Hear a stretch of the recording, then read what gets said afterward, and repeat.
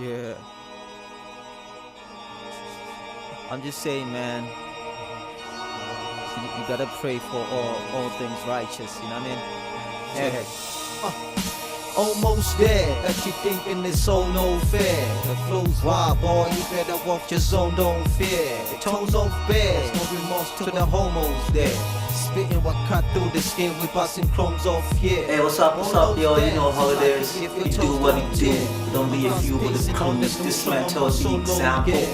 Your girlfriend's crush, mama's toy boy. It's Basicz The Soundcheck podcast. We out here, baby.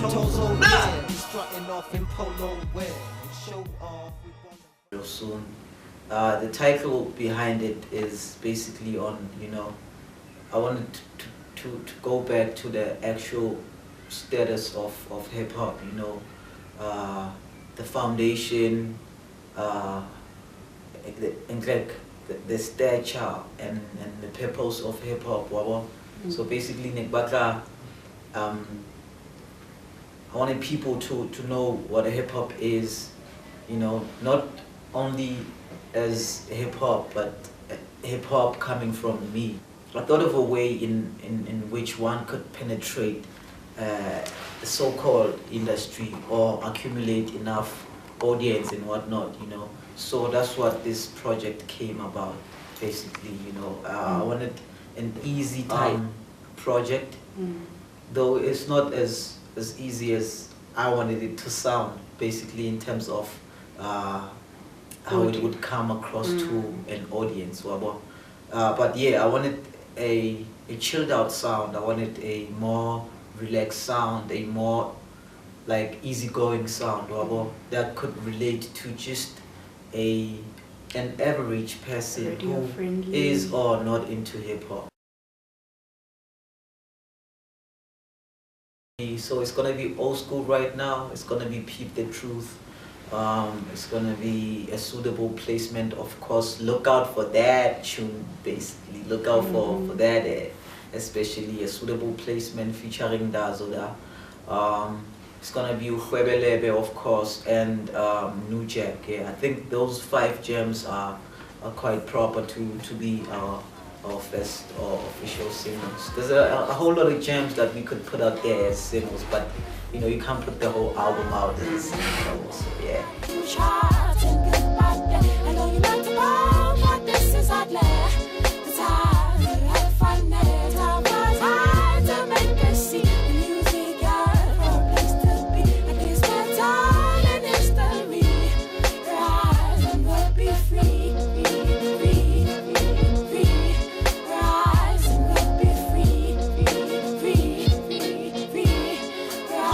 I started out as a sick dude, a kid that would constantly switch moods. Wasn't on coke, so hip hop was the only thing that kept me cool. Like Einstein on a dance floor, trying to make smart moves, tuning into all kind of trends and have them coated in classrooms.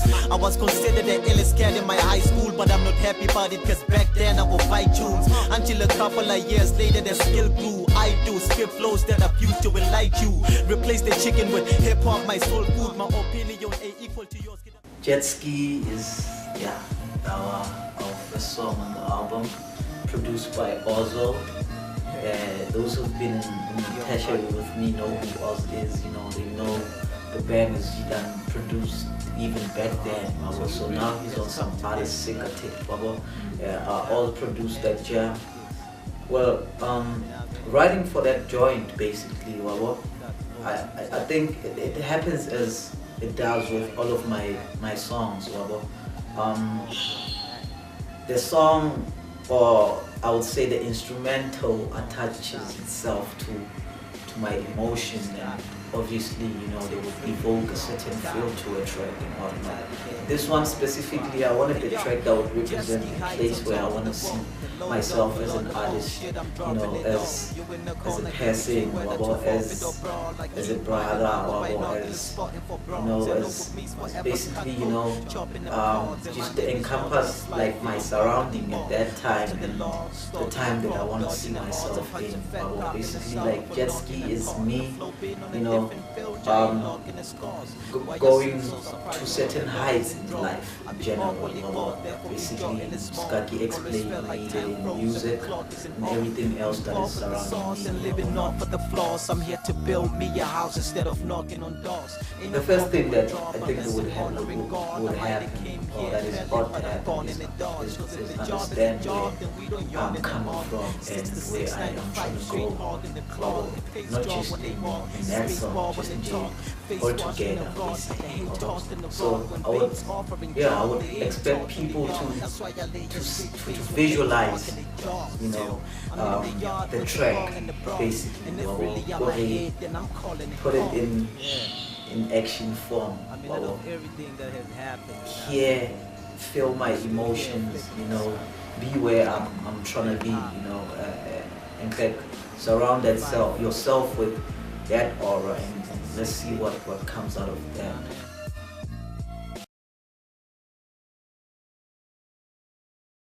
So I get a holler from Tempo, right? It was just a random song. It was not planned and whatnot. I get a holler from Tempo. I think I'm lying even. He didn't holler at me. We were in studio. I was taking Bafana to the studio for some feature he was doing with, I think, phonetic or whatnot. So we get there. I find a lot of people there. You know, and then Tempo Beats, before they started working on what they were working on, he's like, hey man, I got a beat for you. No, he was like, yo man, don't you want to choose a beat for me? For my files and just work since we are all here and whatnot. You know, I was like, oh nah, I'm cool, I'm down with that. So he kept scrolling down the beats. I was like, nah, until that beat came, you know. And also that beat is more on the GD vibe and whatnot, more commercial, free and whatnot, you know what I mean? So I was like, how about I work on this one for a change? Well, I started, you know, writing there on the spot, you know what I mean? It's one of the tracks that I also wrote on the spot, finished it off on the spot, you know what I mean, recorded on the spot and whatnot. Everything else was just done on the spot. Beautiful gem, you know what I mean? So yeah, I wrote, did the hook first, and I could see the reaction from the people on that other side of the studio that I had got, you know, a banger going on with that joint. So yeah, started working on the entire song, then from recording the hook. I did the verse, went back with the verse, they were more crazy with that one, because you know how I do in patterns, you know what I mean? Yeah, so I finished the track, and yeah, you go back. Yeah man, I think just as the song suggests, the full skill supply, you know what I mean? It's just me, you know, letting people know that I got this on lock, basically, you know what I mean? It's me letting, you know, these little dudes out there, hey, this is how you rap, this is how you place, you know, a word, this is how you rhyme, this is how you develop a pattern, you know what I mean? This is how you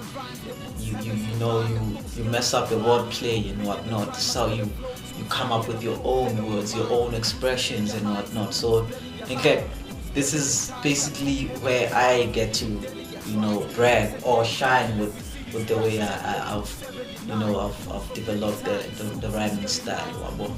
So it's just you know, look at me now track.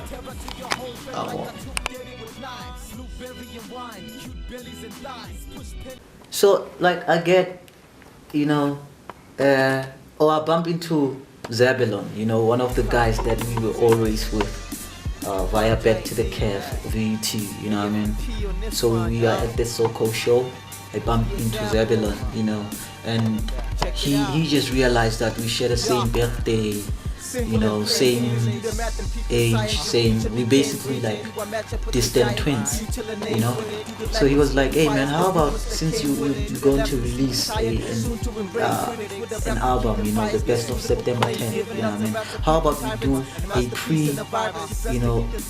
project for that, since we both, you know, from September 10th and whatnot. So we were conceptualizing around that, you know what I mean. And then he sends me like a lot of beats. He sent me like 5 beats to choose from, and I was like, nah, you know, I need a different feel to this. I told him exactly what I wanted. I wanted,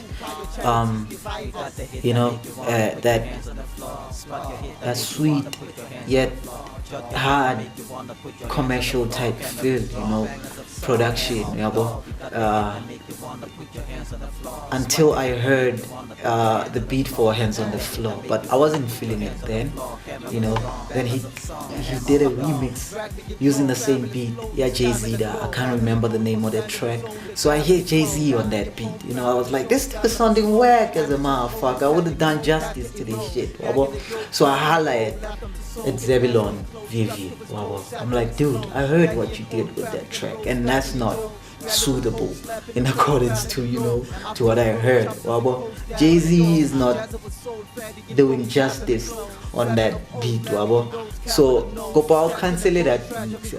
Let me work on this joint from scratch. Let me see what I can pull out of this head.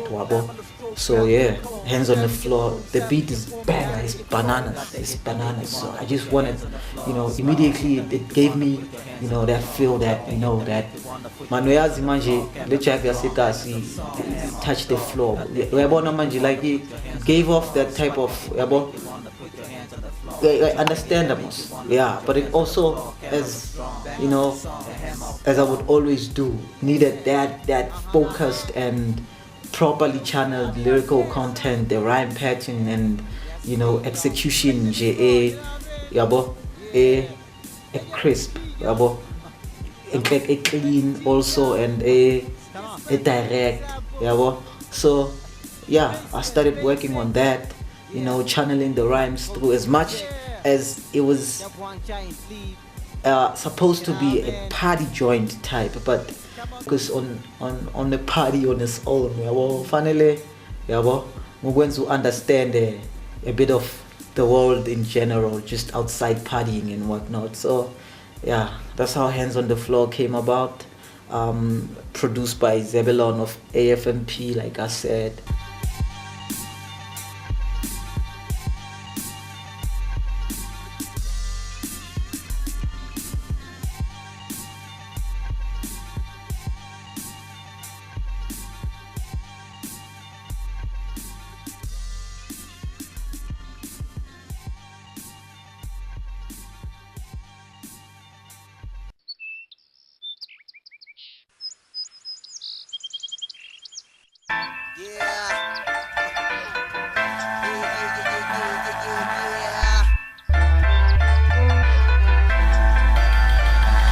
Back with that oldies rap.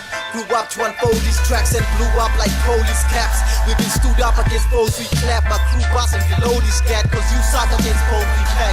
I get how come when you close be back, cause we got a hidden Sabayaka left over the same as a doggy back. Don't be It's one of those tracks, man, from way back. It was supposed to be a 1-2 track, basically. So just like, you know, what's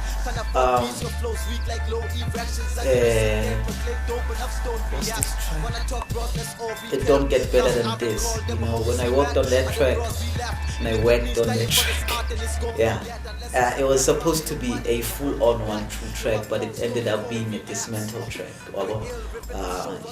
Train Smashing was the same story. Produced by Naked Eye, of course. You know, so basically it's just 2 verses patched together. I wrote the first verse thinking it's a 1-2 song and whatnot, and then yeah, apparently whatever, yeah, and then I decided to work on it on my own, guys. Just Dismental. It's one of those violent type tracks, you know. It's one of those back off if you went type track. It's one of those, I mean, you know, I don't want to use the word underground, but it's one of those underground anthems type track. So yeah, Yeah, pretty much. There's not a lot into this track though, except damage old dudes, my best views with a new code. We heavily authors, this I wrote on a high note. Now I'm focused on dry throats and my flow was a right dose. I fight folks, I get really abusive when I strike homes. Smack with sugar, my reaches get inherited type. Hey yo, we train smashers, slay, brain splashing. Y'all tryna delay action. In this year we engage passion. Fade past it, still ripping on straight classics. Leaving you up in flames, same as planes crashing. Hey yo, we train smashers.